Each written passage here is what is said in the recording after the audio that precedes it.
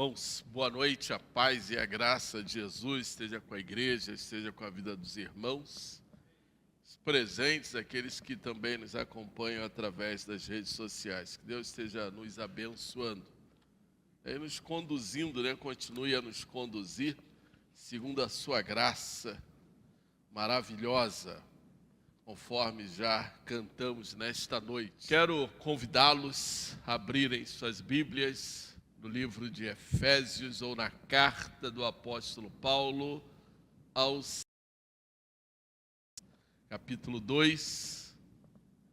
Eu quero, antes de nós fazermos a nossa leitura ou darmos nosso início, orarmos ao Senhor, pedir a Deus direção, pedindo a Deus que fale aos nossos corações, fale às nossas vidas.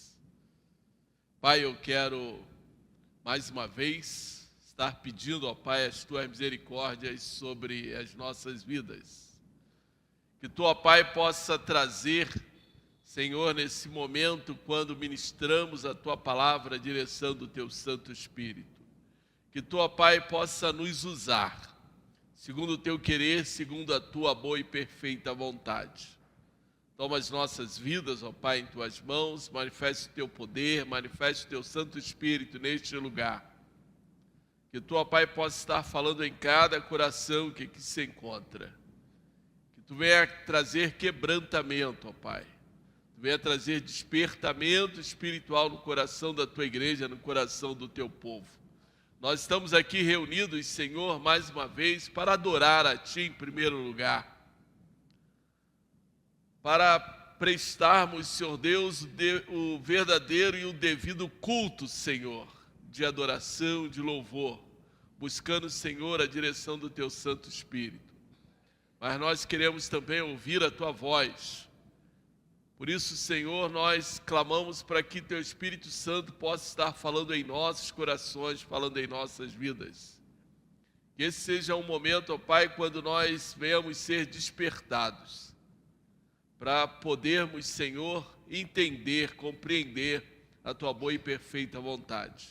Toma a Tua igreja, Pai. Toma o Teu povo, toma cada um que aqui se encontra, aqueles que também estão conosco por meio das redes sociais.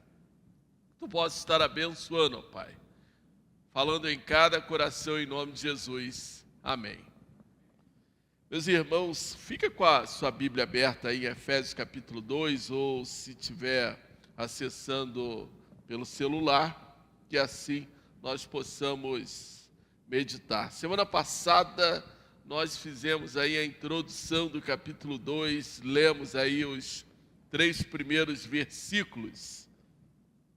Nós olhamos aí para esse capítulo 2 e podemos declarar que esse capítulo é uma das referências ou um dos textos mais esplêndidos do apóstolo Paulo. Paulo trata de uma das maiores verdades da Bíblia para toda a nossa vida e caminhada cristã, conforme já foi mencionado aqui pela irmã Cleide. Semana passada nós compartilhamos os 3 primeiros versículos e nós vimos a depravação moral do homem sem Deus e como ele se encontra em sua natureza carnal.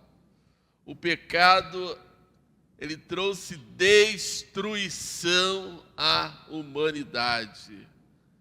Falamos que o homem nasce pecador, ele é incapaz de buscar a Deus por si próprio.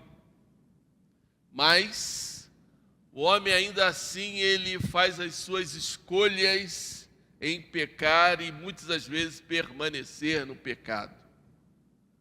O homem, ele é um pecador pela sua própria prática natural. Mas aprendemos também semana passada que o homem que estava morto era escravo, condenado e filho da ira de Deus, mas o texto bíblico nos diz que Deus teve misericórdia pelo homem. O texto de hoje nos fala que Deus olhou para o homem, operou misericórdia, amor, graça e bondade.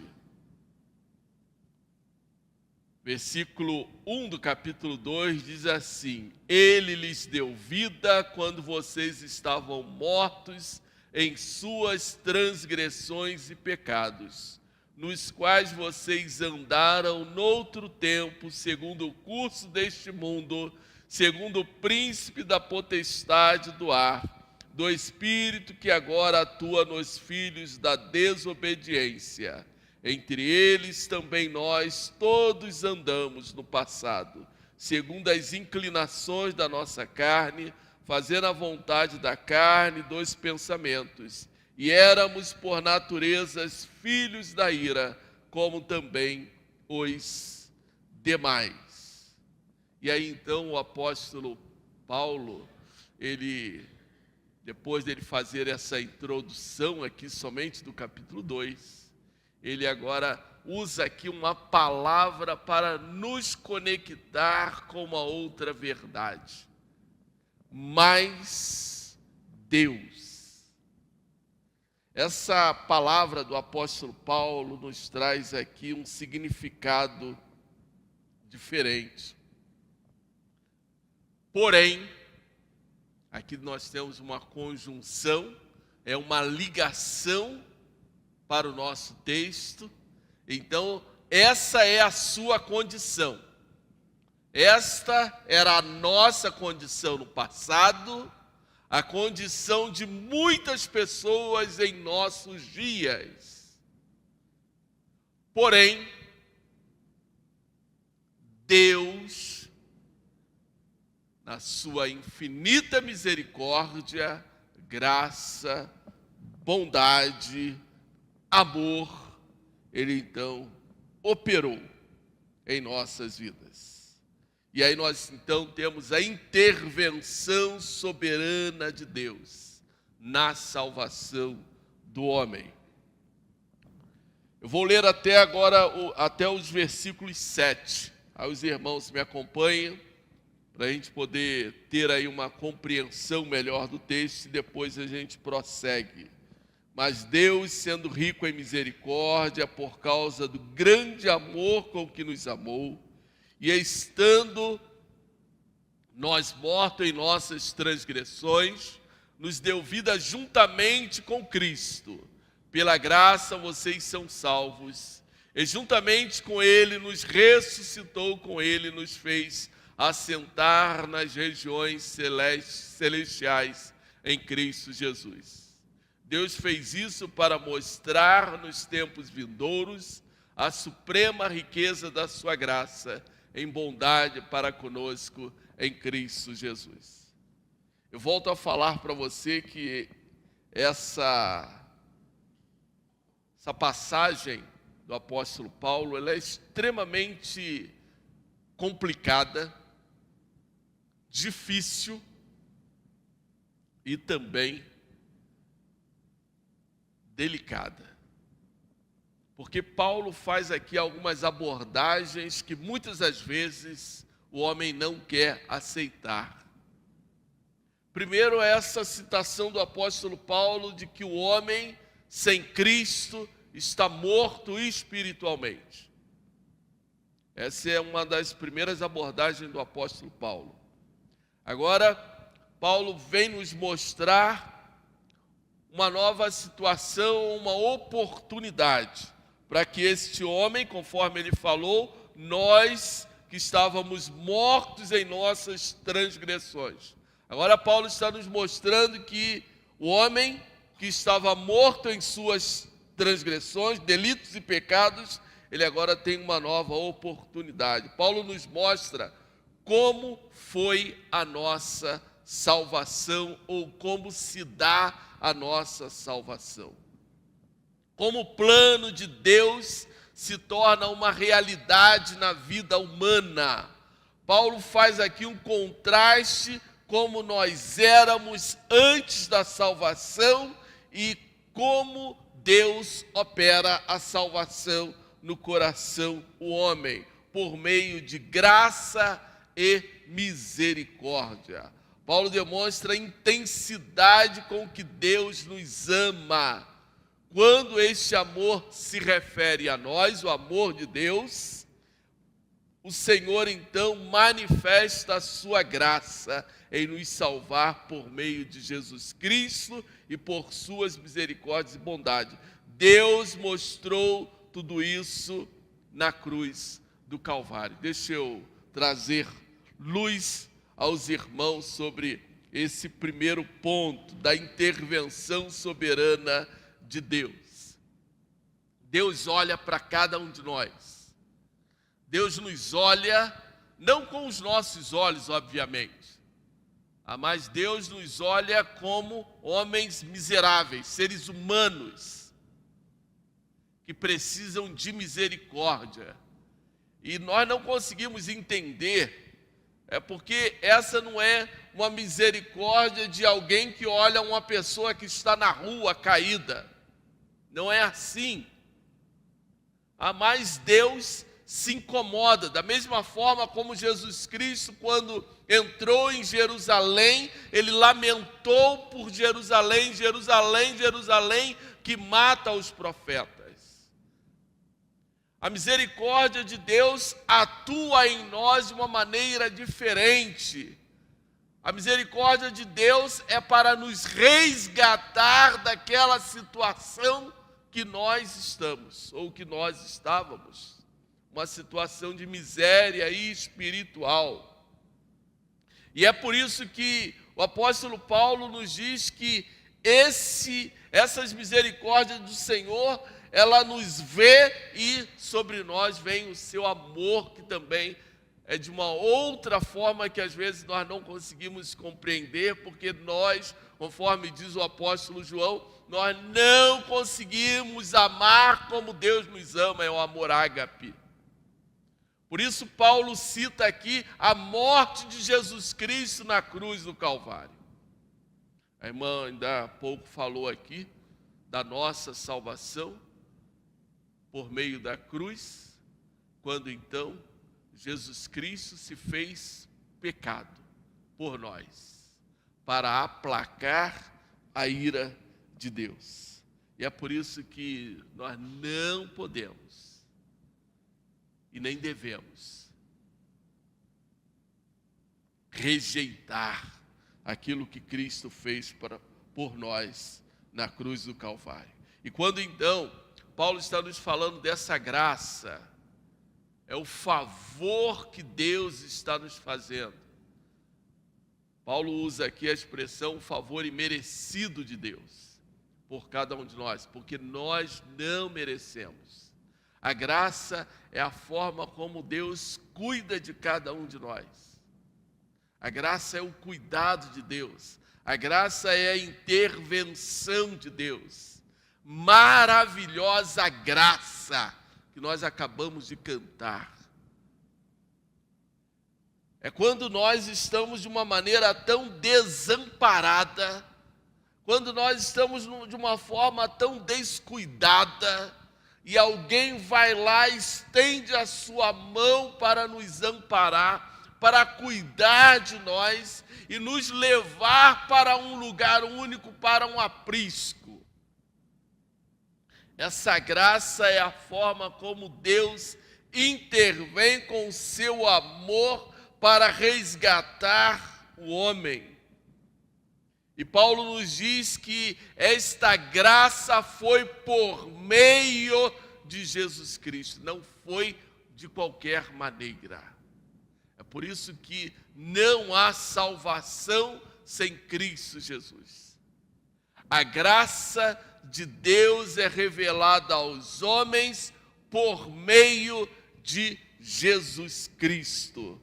Mas Deus... E ele fala o seguinte, Paulo diz assim, olha, sendo rico em misericórdia.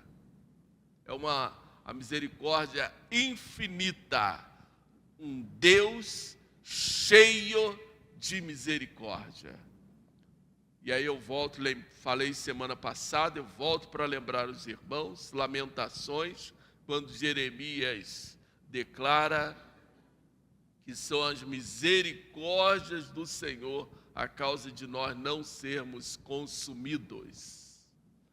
Deus, sendo rico em misericórdia, olha como Paulo vai aumentando essa relação. Por causa do seu grande amor, que nos amou, porque Deus nos amou de tal maneira que deu seu Filho unigênito, para que todo aquele que nele crer não venha perecer, mas venha experimentar a vida eterna. O seu grande amor é a intensidade do amor de Deus para com o homem perdido. E aí ele então nos diz que estávamos mortos em nossas transgressões. E agora há um outro detalhe aqui do texto. Ele nos deu vida. Quando Deus criou Adão, formou Adão, e lá estava o homem, Deus soprou sobre Adão. Soprou o seu espírito sobre Adão e deu vida a Adão. Agora, o homem caído, porque nós estamos mortos ou estávamos mortos em nossos delitos e pecados. Agora Deus nos dá vida de novo, uma nova vida, só que não é simplesmente sozinho, agora é com Cristo.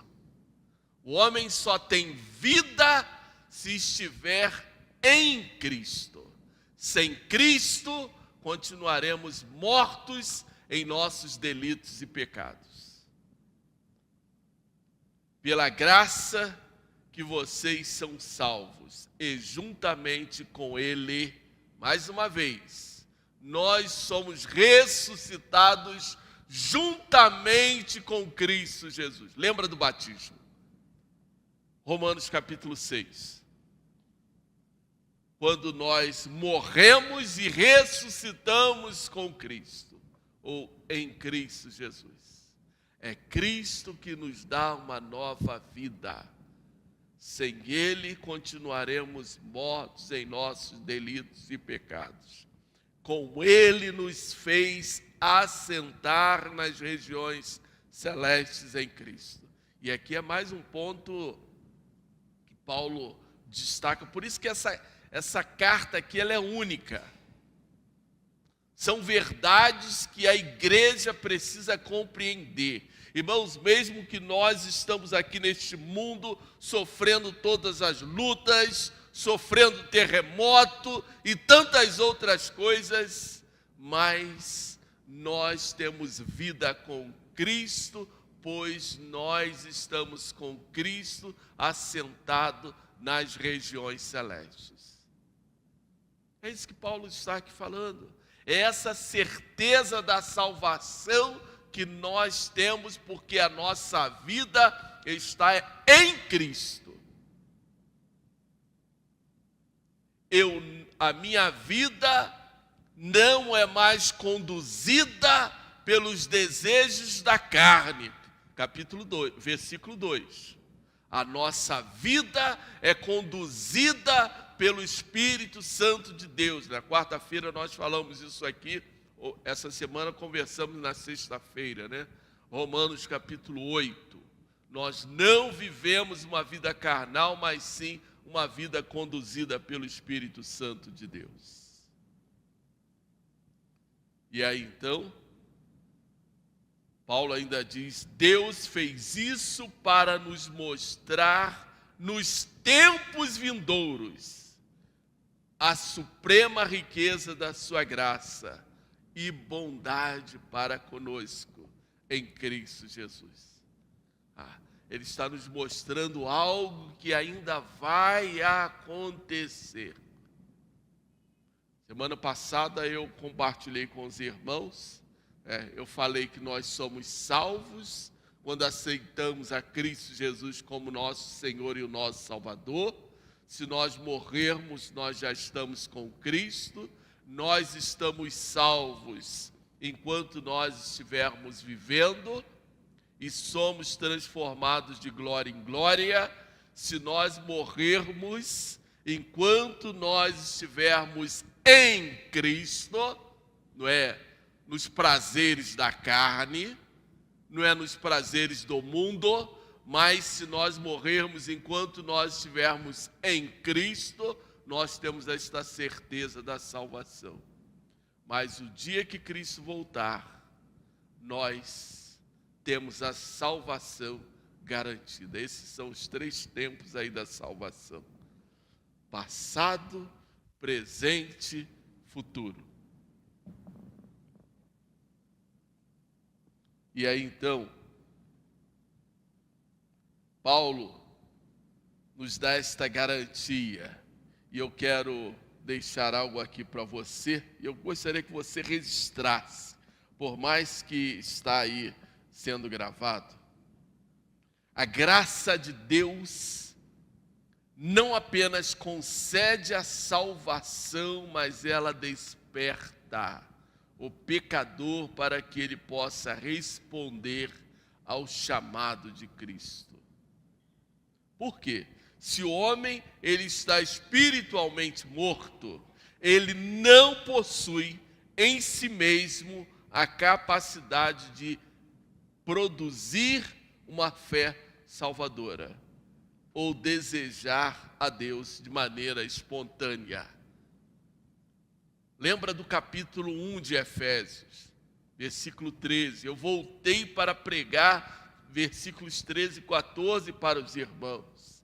Nós ouvimos o Evangelho, mas nós precisamos crer. E é justamente, isso que Paulo está aqui nos mostrando. O homem, ele está espiritualmente morto. Ele não possui em si mesmo a capacidade de produzir fé salvadora ou de desejar a Deus de uma maneira espontânea. Ele precisa da ação do Espírito Santo para que haja um despertamento sobre a vida dele.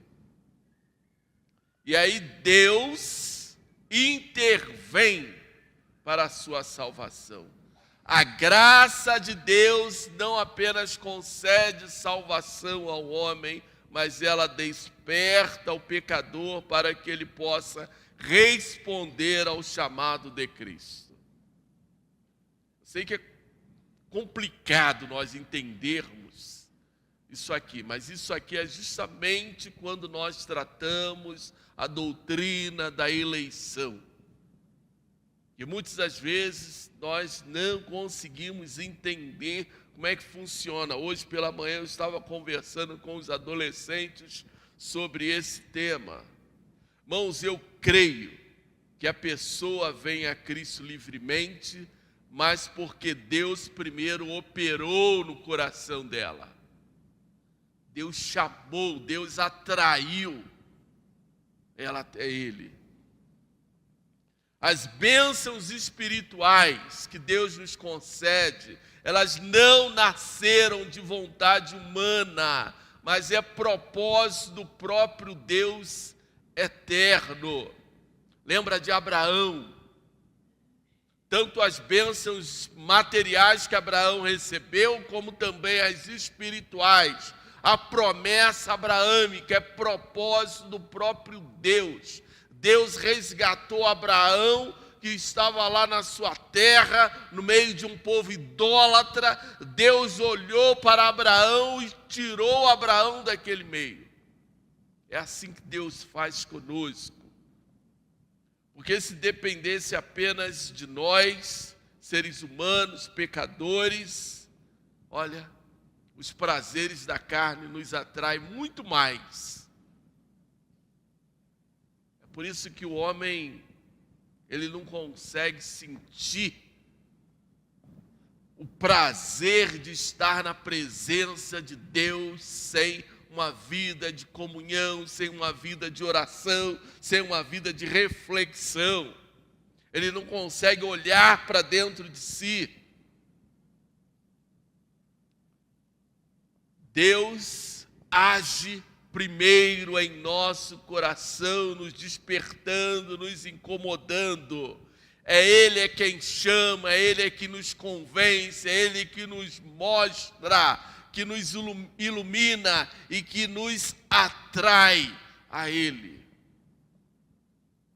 Por isso, toda a glória da salvação pertence única e exclusivamente ao Senhor. Sem a graça soberana de Deus, o homem é incapaz de participar das bênçãos espirituais que existem em Cristo Jesus. A salvação, ela tem origem, então, no próprio Deus. É propósito de Deus.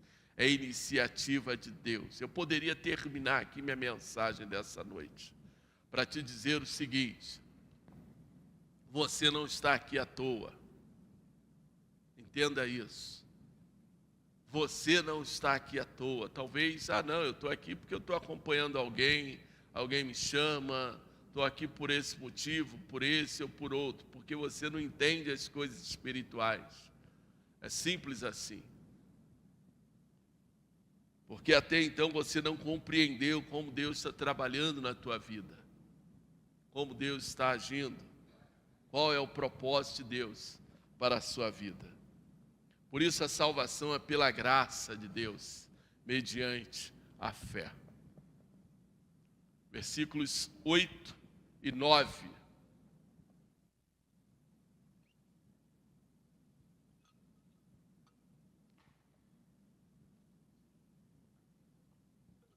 Porque pela graça vocês são salvos mediante a fé. E isso não vem de vocês, é dom de Deus, e não de obras, para que ninguém se glorie.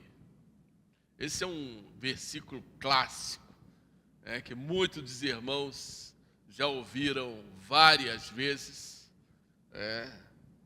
A salvação é por meio da graça de Deus. A salvação, ela é um presente. Ela não é uma recompensa. Nós não merecemos. Nós somos salvos pelo simples fato de que Deus olhou para nós, mas não viu nada de bom, conforme diz aí a canção. Deus não encontrou nada de bom no nosso coração.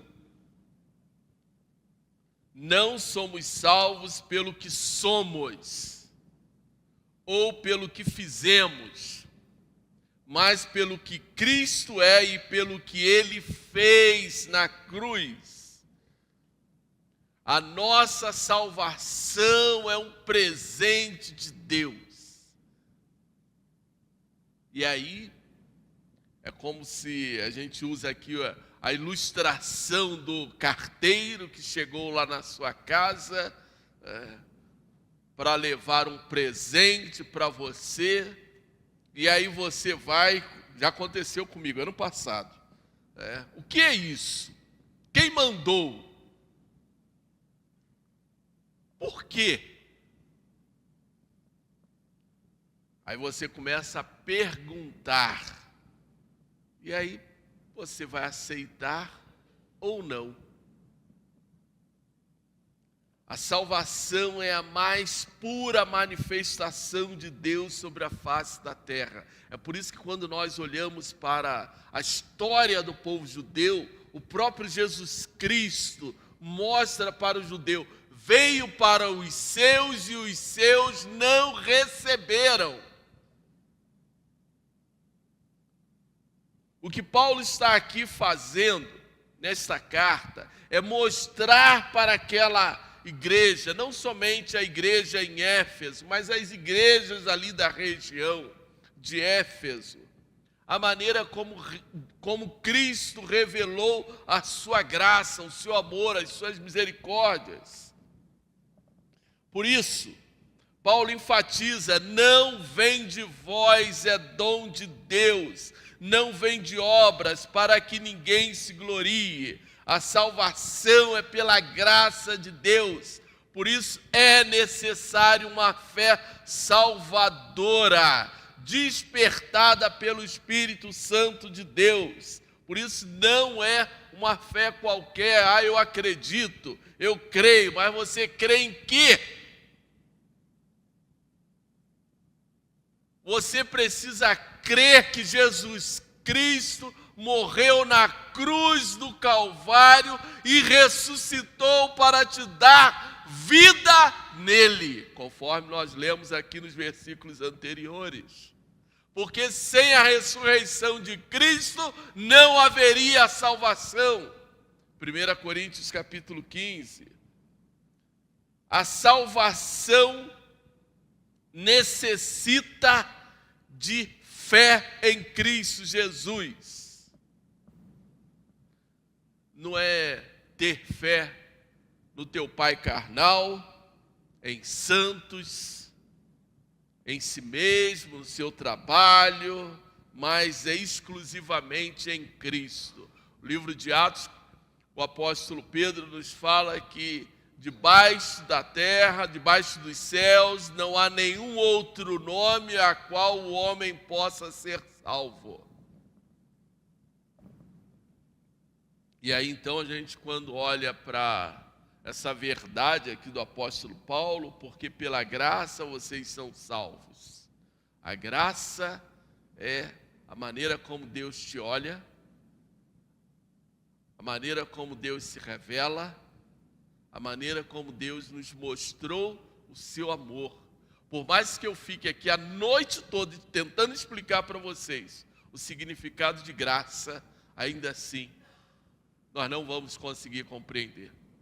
A irmã Cleide ainda há pouco falou que a salvação, nós não pagamos nada, porque Cristo pagou o alto preço. Nós, quando ouvimos a palavra graça, a gente lembra, é de graça. Aí alguém falava de graça, nem injeção na testa. Esse era o ditado aí antigo. Eu nunca entendi também esse ditado. Nunca entendi. Já não gosto de tomar injeção no braço, quanto mais na testa. Mas nunca entendi, mas tudo bem. E aí então, quando você olha para a cruz e para entender o que Cristo fez, aí você começa então a compreender. Isaías 53, ele carregou sobre si as nossas dores, as nossas chagas, os nossos pecados. É claro que a gente continua sentindo dor na coluna, a gente sente dor no joelho, a gente sente dor aqui, dor ali. Não é essa dor. Isaías estava nos falando de algo espiritual que Cristo carregou sobre si. Que na cruz ele pagou pelos nossos pecados. E nós estamos falando de algo espiritual, porque se não fosse Cristo, Deus já haveria destruído toda esta terra. Porque no primeiro pecado, o coração de Deus se entristeceu de ter criado o homem. É isso que diz o texto bíblico. Porém, Deus olhou para a sua criação. E aqui entra a eternidade. Porque Deus, naquele momento que Adão pecou, Deus não olhou somente para Adão, mas olhou para toda a criação dele. Porque Deus amou a sua criação, amou o mundo com tal intensidade que deu seu Filho Jesus Cristo. Deus amou, olhou para nós que ainda não havíamos nascido. Deus olhou para todos os que ainda hão de nascer até Cristo voltar. Porque naquele momento ali, Deus olhou como resgataria o homem dessa natureza caída, para que o homem também se tornasse igual, semelhante ao seu Filho. Esse é o propósito de Deus. É por isso que nós somos transformados de glória em glória. Porque pela graça vocês são salvos, e aí mediante a fé. Vocês precisam ter fé que Jesus Cristo morreu pelo seu pecado, morreu pelo meu pecado, morreu pelos nossos pecados. Porque na cruz ele aplacou a ira de Deus. E agora, ainda nós vamos continuar com o versículo 10, mas Paulo já adianta aqui no versículo 9, não de obras para que ninguém se glorie. E aí entra então, Paulo começa a nos mostrar ou a conectar com a conclusão dele. Por quê? É muito comum nós acharmos que merecemos alguma coisa de alguém. Nós acharmos que temos que ser honrados. Nós acharmos que temos que receber tapinha nas costas, aquele filho que no final do ano passa de ano e ele acha que merece um presente do pai, só porque passou de ano, né, André? Né, Davi? Só porque passou de ano, quer um celular novo, quer um iPhone, última geração, coitado dele. Né, Jonatas? Só porque passou de... Não fez mais do que a obrigação. E acha que merece alguma coisa. Assim somos nós. Assim somos nós. O nosso amanhecer, agradecer a Deus. O nosso deitar, agradecer a Deus. Não fizemos mais do que a nossa obrigação. Senhor, obrigado pelo dom da vida. Obrigado, Senhor, porque Tu me permitiu viver mais um dia. Obrigado, Senhor, porque Tu me permitiu viver mais uma noite. Não fizemos mais do que a obrigação. Então, não é de obras. Nada que você venha fazer vai fazer com que você mereça a salvação.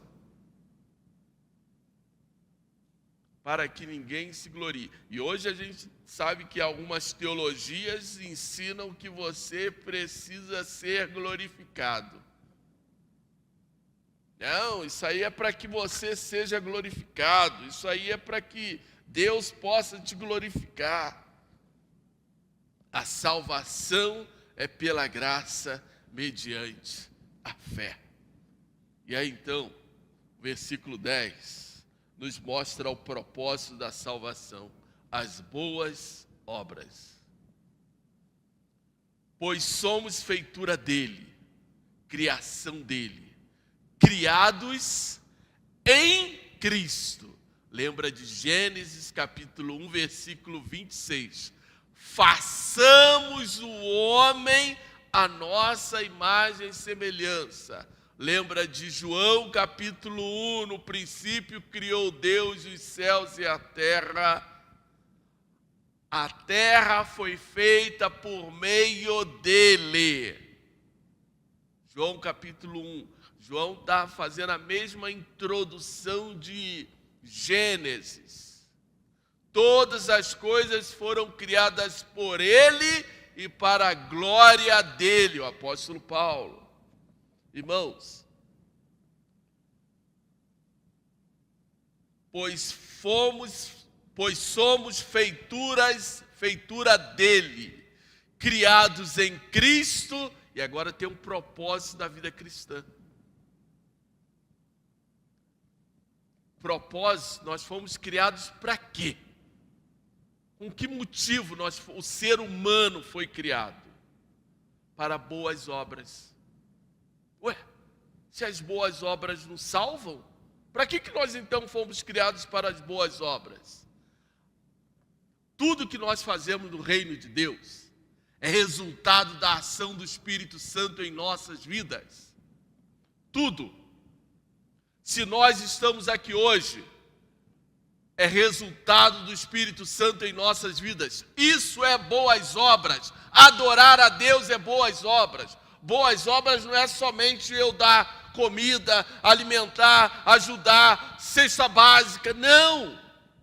Boas obras é nós servirmos no reino de Deus.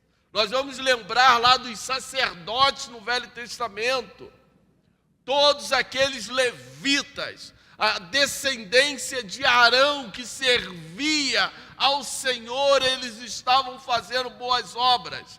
Aqueles que cantavam, aqueles que cuidavam dos animais, aqueles que sacrificavam os animais, aqueles que cuidavam dos pães, todo o serviço que era feito pelos sacerdotes, pelos levitas no Velho Testamento, eram boas obras. O povo que saía da sua casa, o povo que saía da sua terra, ia até o templo, montava a barraca, eles estavam prestando boas obras. Irmãos, a gente serve a Deus com excelência, porque nós estamos servindo como resultado do Espírito Santo em nossas vidas.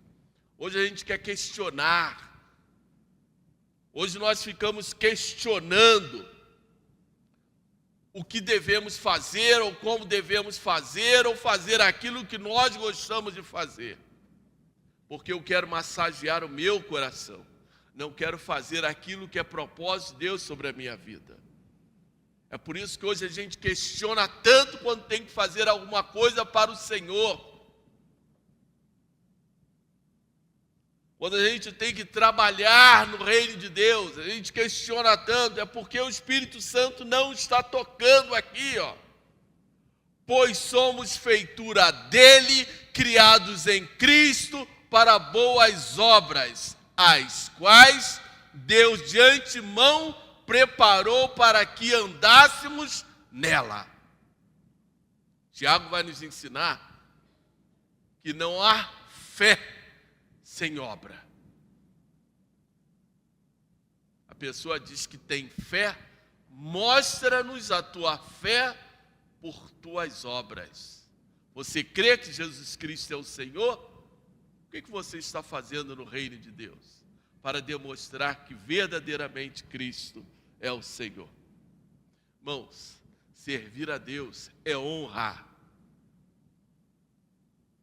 é prazer, é alegria. Nós estamos servindo porque Deus me honrou em me chamar para servir a Ele. Em Cristo nos tornamos uma obra de arte. Nós somos a poesia de Deus, conforme diz o pastor Hernandes Dias Lopes. Nós somos a poesia de Deus, imagine. Deus está escrevendo uma poesia por meio de nossas vidas. Nós fomos criados para louvor e para a glória de Deus. E Deus continua trabalhando em nós de glória em glória. Deus está escrevendo a história do mundo por meio de nossas vidas. Dia após dia, a cada capítulo, nós estamos fazendo parte de uma história. Por isso, nós precisamos entender que tudo que Deus fez para seu louvor, para sua glória, foi preparado de antemão. As obras que nós servimos, prestamos ao Senhor, é para também glorificarmos a Ele. E eu poderia aqui enumerar um monte de coisas aqui para os irmãos. Evangelizar,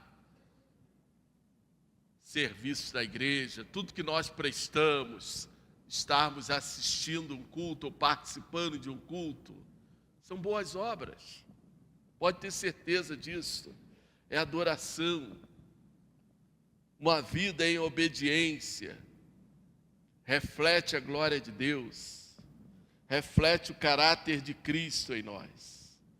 Paulo então afirma que Deus preparou todas as coisas de antemão para nos tornar conforme a imagem do seu Filho. Por isso Deus está trabalhando em nós. E eu quero te dizer o seguinte: a salvação não é o fim da obra de Deus, mas é apenas o início. A nossa salvação é apenas o início da obra de Deus. Deus trabalha em nós para depois Ele trabalhar por meio de nós. Deus muda, transforma a nossa vida para que por meio de nós Ele transforme a vida de outra pessoa. Eu quero concluir te dizendo o seguinte: nossa vida precisa ser um testemunho de transformação, de uma vida transformada pelo poder do Espírito Santo de Deus, para que outros possam olhar e falar: realmente eu creio que Deus existe. Se Deus transformou Marcelo, eu creio que Deus existe. É assim que nós precisamos entender. A nossa condição passada tem que ser passada, coisa do passado, porque o presente está sendo transformado de glória em glória. Dia após dia nós somos transformados e nos aproximamos mais do Senhor. No passado nós estávamos mortos, Deus olhou para nós, pecadores mortos em nossos delitos e nossos pecados, e teve misericórdia de nós. Por isso Deus decidiu agir, porque em seu grande amor, Ele teve como propósito restaurar, curar, libertar, nos dar uma nova vida. Longe de Deus nós continuaremos mortos em nossos delitos e nossos pecados. O apóstolo Paulo, Romanos capítulo 3, ele diz que o homem está destituído da glória de Deus, mas ele precisa estar de novo na presença do Senhor. Por isso, assim, quem não tem Cristo Jesus está morto espiritualmente, longe de Deus, está condenado, vivendo uma vida de desobediência e debaixo da ira de Deus. Essa é a condição do homem sem Cristo Jesus. Por isso nós precisamos, todos nós, de intimidade, e se você ainda não tem essa intimidade, você precisa de Cristo Jesus em sua vida e com urgência. Deus nos salvou pela sua graça como um favor imerecido. E Ele então continua a derramar a sua bondade, nos sustentando para a sua própria glória. Nós fomos ressuscitados em Cristo para uma nova vida. E em Cristo Jesus, o Senhor é exaltado por meio de nós, para que um dia nós possamos, literalmente, estarmos assentados à sua direita, ou junto com Ele, na sua glória. Amém? Que Deus nos abençoe. Baixe a sua cabeça e nós vamos estar mais uma vez orando, clamando para que o Senhor fale em nossos corações, fale em nossas vidas. Pai amado, eu quero mais uma vez estar pedindo que a tua graça, o teu amor, a tua misericórdia venha estar sobre cada um de nós, sobre a tua igreja, ó Pai, e que a tua palavra, Senhor, ela continue, ó Pai, a transformar a vida neste lugar. Que nós possamos, Senhor Deus, sair daqui, retornarmos, ó Pai, à nossa casa, aos nossos lares, tendo esse entendimento, ó Pai, que nós não estamos aqui à toa, porque, ó Pai, o teu propósito é transformação, é salvação, ó Pai, é nos dar uma nova vida, para que, ó Pai, nós possamos olhar para Ti e entendermos, ó Pai, que na cruz do Calvário, por meio do Teu Filho Jesus Cristo, Tu nos deu uma nova vida, uma nova esperança, nos deu, Senhor Deus, um novo tempo, uma nova história. Seja abençoando, ó Pai, a cada um que aqui se encontra, abençoando a vida dos Teus servos. Que o poder da Tua graça, a autoridade do Teu Santo Espírito esteja sobre este lugar, nos dando nova vida, graça e misericórdia. Ser conosco, ser com a Tua igreja, em nome de Jesus. Amém. Que o amor do nosso Deus, a graça salvadora do nosso Senhor Jesus Cristo esteja sobre cada um que aqui se encontra nesta noite. Seja abençoando o Teu povo, Pai, abençoando a Tua igreja, em nome de Jesus. Amém. Que Deus abençoe a todos.